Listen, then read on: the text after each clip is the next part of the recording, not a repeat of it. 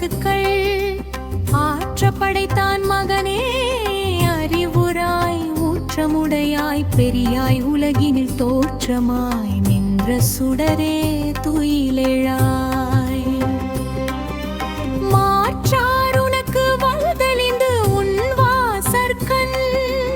ஆற்றாது வந்து உன்னடி பணியுமா போலே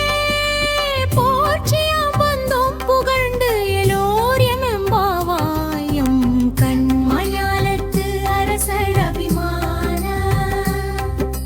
பங்கமாய் வந்து நின் பள்ளி கட்டிற்கீழே சங்கம் இருப்பார் போல் வந்து தலை பெய்தோ